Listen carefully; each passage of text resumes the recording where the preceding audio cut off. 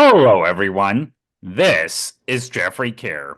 I'm here today with a very special guest. After spending 23 years working as a janitor at Vigo County School Corporation in Indiana, he shot to fame on the most recent season of America's Got Talent. He even became the first singer in 5 years to win the competition. Please welcome Richard Goodall. Hey, how are you? I'm doing good, and I hope you are too. To start things off, it's been almost 3 months since you won America's Got Talent.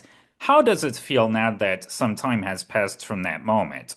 I'm still the same guy. I'm still working at the school. I have done a concert or two since then. I have some concerts coming up at the end of the month, and I have some concerts set up for next year. So yeah, but I'm still the same guy. I'm still the same person. I'm still working at the school. The kids see me Monday through Friday. So yeah, Well, hey, I'm sure you probably get recognized a lot more around the school.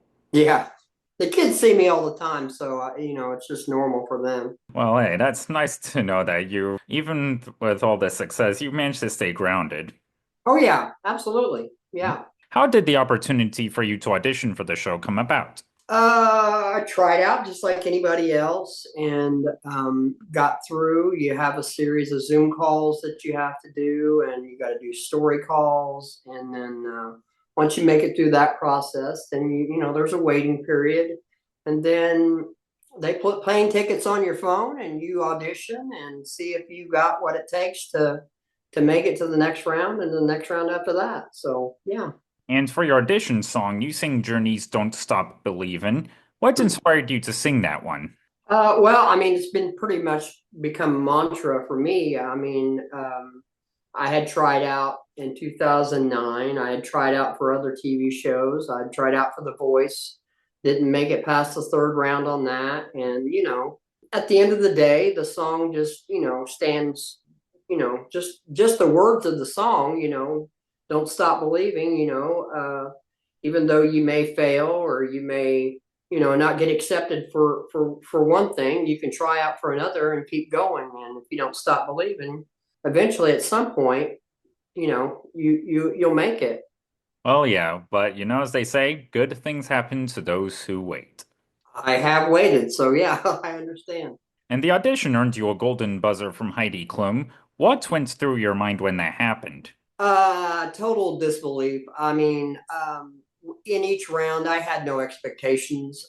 In the audition round, I just was going to fly out. I was going to sing a song. I was going to fly back home, and hopefully they'd put me on a YouTube video, and I'd have a nice story to tell. Never did I ever dream that a German supermodel was going to come up and hug me and throw golden dust all over me. I mean, no, I'm not that person. I was just amazed and in disbelief. But at the end of the day, I mean, just wow. And what was it like going through the rest of the competition? I could sing 10 times. It's the results, the reveal show that's the most, stressful because, what you've done your best, and it's time to find out if you've done enough to make it onto the next round. And so those shows were more stressful than, the actual singing part of it. And in the final moments before you were announced as the winner on the finale, what was going through your mind? Well, like I said, the reveal show is the more absolute scariest part. I mean, I was already in awe because I got to sing with the band Journey itself, Neil Sean and his wife, which are just amazing people. Mikhail and Neil and the band, Jason Durlaka, and just amazing people. So nice, so humble to come on the show and play for a janitor from Indiana. And so after doing that, then you have to stand there and wait and see that if what you've done was good enough to make it to win the whole thing. And at the end of the day, it ended up great. And yeah, I'm very appreciative, very grateful. The people on AGT are amazing. The people that run that show are just absolutely amazing.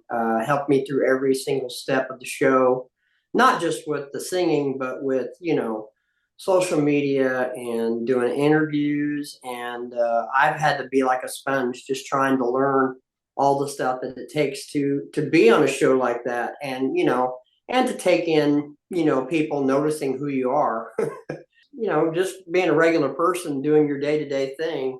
It could be daunting to you, but at the end of the day, I'm just happy, very very humbled by everything that happened. And how excited are you about the grand prize you won? Well, I mean, I was very happy about that. My wife and I just bought a modest little house. We didn't go into debt.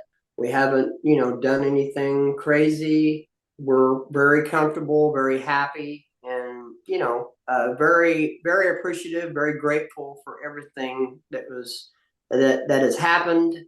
All the votes from the people, and of course, winning the whole show. And the money was a nice was nice too. And going back to the beginning, how did you first get started in singing? Oh, I've sung for years. Especially, I mean, if you stop and think about it, I work daytime, so the first hour or so, there's nobody in the building but me, so I could just belt it out, and little did I know, me singing and practicing every morning became my practice time for what was to come. I mean, had no idea of that, but and I also sang in singing competitions and tried out for those and failed on that. And then I was in gospel music for about 8 years, singing in two different trios. And, then COVID hit, shut everything down.